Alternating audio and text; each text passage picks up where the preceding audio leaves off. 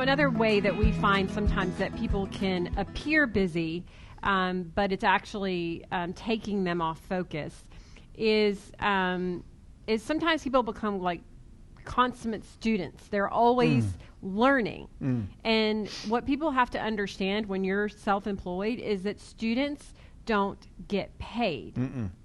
The idea is that you're going to get you're being invested into, so that when you apply what you're learning, you get the return on the investment.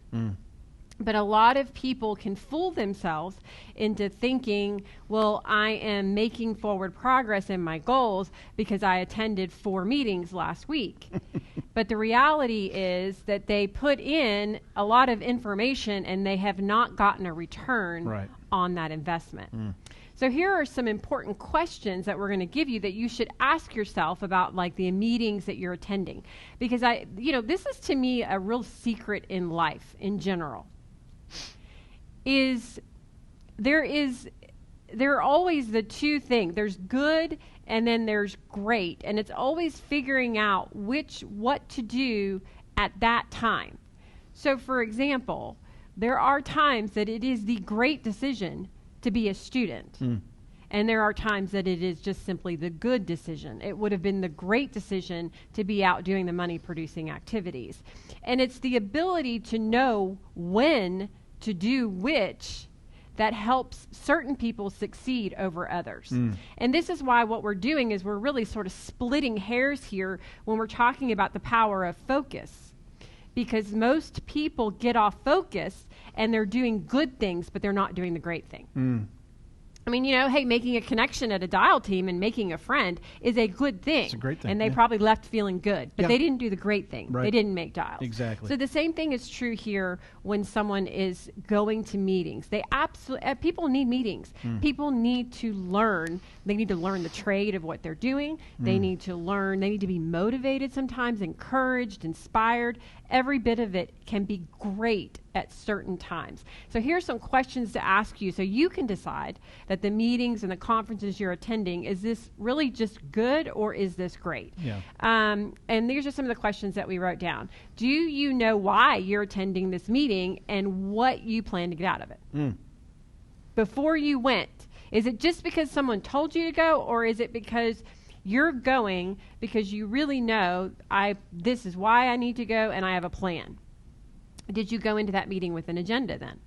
Did you think, well, I want to talk to these people. I want to get these questions answered. I want to make a connection in this particular area of my business or industry, find an expert in that area of my business. Do you have an agenda? How many times when you're sitting in meetings are you checking your social media? Are you checking your email, your text? Because if you're fully distracted, then again, kind of to point number one, you're really not learning anything in the meeting. You're just using it as an opportunity to appear like you're doing something of value.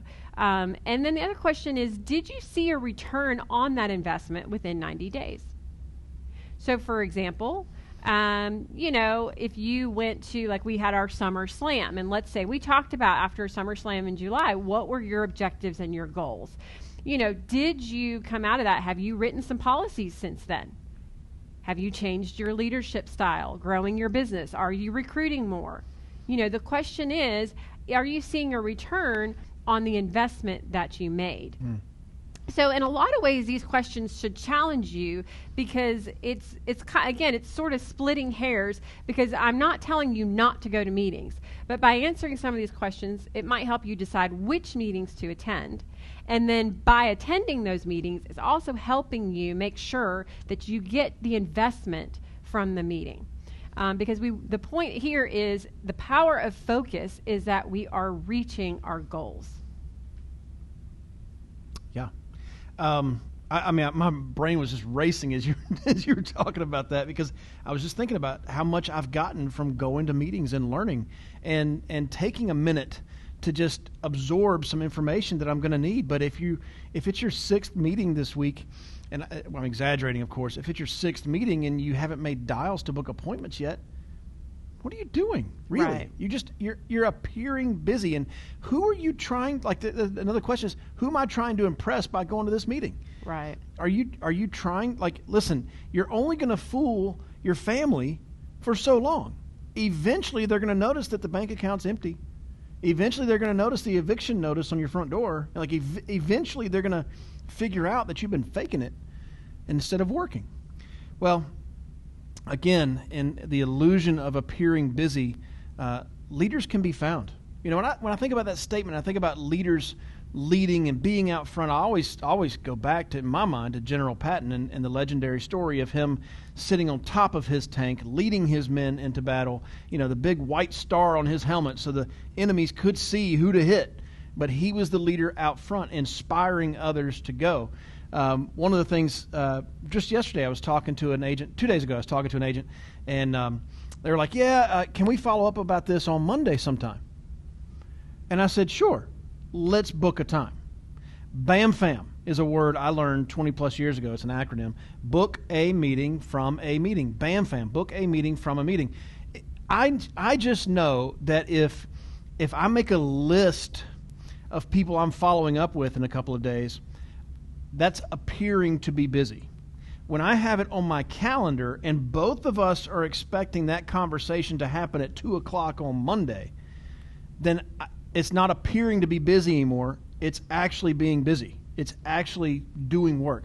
Leaders can be found. It is important as a leader that with individual conversations with a client or with an agent, even with your kids, even with your spouse, that you are booking a meeting from a meeting, a specific time that we're going to discuss this again.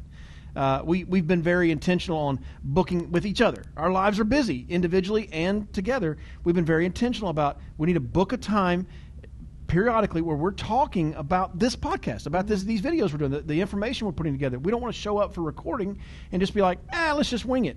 Winging it is not a strategy, a mentor told me one time. So we very specifically plan a time when we're going to get together and then plan a time when we're going to do these recordings. Right. We have to, because otherwise we're going to appear that we're busy, but we're not actually going to be getting anything done. And that's a problem. Go ahead. Well, it's also interesting to me in this business where people will hire a team of people. They'll kind of gather people, but they don't lead them. And I think that leaders need to be found by having set places, set times every week that your team knows there's a team meeting and that's where I can find my leader. It surprises me how many people abandon that strategy or that focus. It surprises me how many times we hear, well, I've tried to reach out to them and I didn't hear back from someone who is like, that person made the investment to run an ad, to hire that person, maybe even give them some free leads, and yet that agent can't get a hold of the person who hired them. Yeah. So it's very important. I mean, again, this is about focus. Like, this is spinning wheels when we're making investments and then we're not following through on that investment. And a lot of this is you need to ask yourself, am I focused? I mean, if I've hired 10 or 12 people in the last 2 months, have I touched base with them in the last week or two? Have I talked to them? Do I know what's going on with them? Am I available if they call me? And so these are important questions that, I think, for example, then that really kind of goes both ways. Like if you're focused and you're brand new and you're focused on this business, just because you can't get a hold of somebody the first time, you should call them about 20 times, in my opinion. Yeah. Or go to somebody else that hired them. That's focus. But at the same time, if you're the leader and you're gathering people, but you don't have a set routine for where your people can find you, then you're probably not capitalizing on the investment that you've already made. And talking about that group meeting, maybe you're not the one running the group meeting. Maybe you're part of a team call, or a team call in my mind is just in my mind. But maybe you're part of a team call and you're a leader on that call, but you're not the one that's organized the call and is hosting the call every week. It's important that A, that you're there, but B, that you're present while you're there. I can't tell you how frustrating it is as somebody who leads team calls to look at a Zoom call, for example, and see the camera and see that person working on something else while we're doing this team call. I want to reach through the camera and slap them because I'm like, look, you'd be better off not even being on this call right now because everybody can see you doing something else during this team call. You're not present. You're here, but you're not present. Yeah. And you got to be here and present. Your team sees that. Yes. And what example are you setting for them? Are you setting an example that it's okay? Because I've seen people do that, and then they start their own team call, and they're like, man, people don't show up. Or if they're there, they're checking emails and stuff during our call. They're not paying attention. I'm like, hello, it's what you did. It's the example you set. It takes me back to the 1980s. Where did you learn to do this? The drug commercials. I learned it by watching you, Dad. I learned it by watching you. You're in appearing busy by attending meetings and then not being present while you're there, you're setting that course in action. I mean, you're making that now. It's going to play out down the road, right? And you're going to continue to perpetuate the problem. Yeah. Well, and I want to just end this podcast on a note of encouragement because if you let's say you're listening to this and you're like, oh my gosh, I am not focused. Okay, I'm glad. I'm glad we all need a little kick in the rear every now and then. But the difference between winning and losing is this much. And for those of you listening and not watching, I'm basically holding my fingers together. It is this much. So sometimes we just need to tweak our focus. And I'm just thinking about one of our oldest son right now is struggling with an injury. And so on Wednesday night, he had soccer practice. He needed to be at soccer practice, but he knew he wasn't going to play. So it was time to go out the door, and he's got his tennis shoes on because he can't wear his cleats, and because he knew he wasn't going to play, and he wasn't going to take a bag, he wasn't going to take water, nothing. And we were both there. Alec and I were both there. We were both like, whoa, wait. Get your bag, get your water, grab your indoor cleats. I realize that you aren't going to play. But when coach is trying to decide who he's going to put in the game, he's looking for the players who are focused on the game. Yeah. And I get that you can't play at practice tonight, but if you don't show up with an attitude like I want to be able to play, like I'm totally in to learn anything I possibly can, like if you do any exercise that I can do that does not require my knee moving, I'm going to do that exercise, then when he's trying to decide who's going to go in a game, it's going to be somebody else. Why? Because the difference between winning and losing is this much. And we are in control of that. We get to choose. The question is, are we going to focus? And are we going to get the forward progress we need? So this is I feel a little bit like we've been giving out, little spankings today.